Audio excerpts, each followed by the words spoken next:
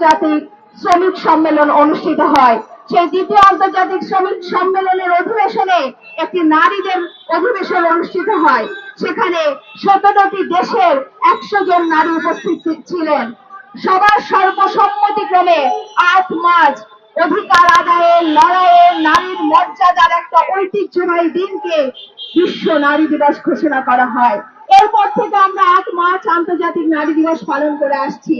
যখন আমরা 115তম বিশ্ব নারী দিবস পালন করছি, তখন আমরা যদি সেই 115 বছর আগের উচ্চারিত দাবিগুলোর দিকে তাকাই, তাহলে কি দেখতে পাবো?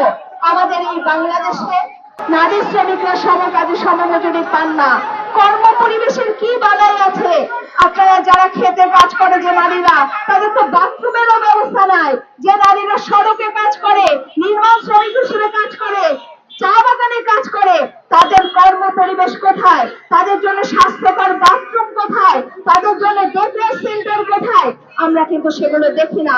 এবং কর্মক্ষেত্রে নিরাপত্তাহীনতা, আপনারা জানেন কয়েক বছর আগে একটা জরিপ হয়, সেখানে দেখা যায় 84% নারী তারা কর্মক্ষেত্রে যৌন নিপীড়নের শিকার হয়ে থাকেন।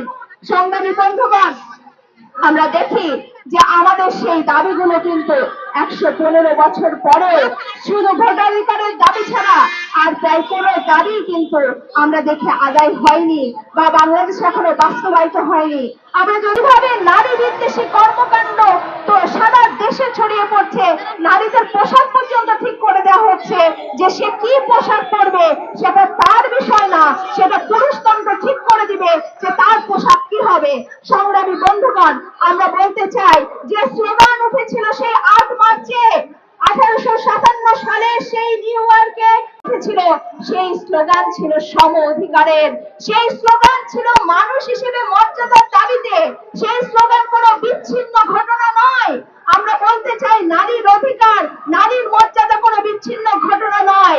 সারা দেশে যেভাবে সমস্ত ক্ষেত্রে বৈষম্য বিরাজ করছে, সেখানে ধনী গরিবের বৈষম্য, মালিক শ্রেণী শ্রমিকের বৈষম্য, আদিবাসী বাঙালি বৈষম্য, সেখানে যে লিঙ্গ বৈষম্য রয়েছে, নারী পুরুষের বৈষম্য রয়েছে, সমস্ত ক্ষেত্রে যে বৈষম্য রয়েছে, সেই বৈষম্যের মূল হচ্ছে এই পুঁজিবাদী ব্যবস্থার যে বৈষম্য, শ্রেণী বৈষম্য, শ্রমিক শ্রেণী এবং মালিক শ্রেণীর যে বৈষম্য, সেই বৈষম্যকে কেন্দ্র করে সকল ধরনের বৈষম্য আজকে ত্বরান্বিত হচ্ছে।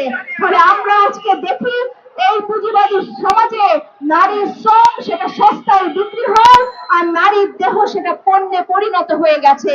এবং আমরা দেখি এই যে এই যে নারীর শ্রম এবং নারীর দেহ যে পণ্যে পরিণত হয়েছে, সেটাকে জায়েজ করার জন্য আজকে আজকে পুঁজিবাদ পুরুষতন্ত্রকে জায়েজ করে চলেছে, সারাক্ষণ পৃষ্ঠপোষকতা দিয়ে চলেছে।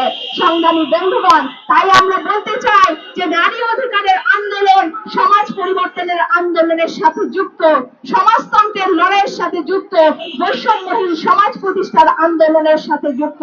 সেই আন্দোলন জারি থাকবে, আমরা সকলে ঐক্যবদ্ধভাবে সেই আন্দোলনে থাকবো। আবারও আমি হিল উইমেন্স ফেডারেশনকে ধন্যবাদ জানিয়ে সংহতি জানিয়ে আমার বক্তব্য শেষ করছি। বিজয় আসবেই, মেহনতি মানুষের জয় হবে, জয় সমাজতন্ত্র, জয় সর্বহারা জনতার জয়। সংগ্রামী সালাম।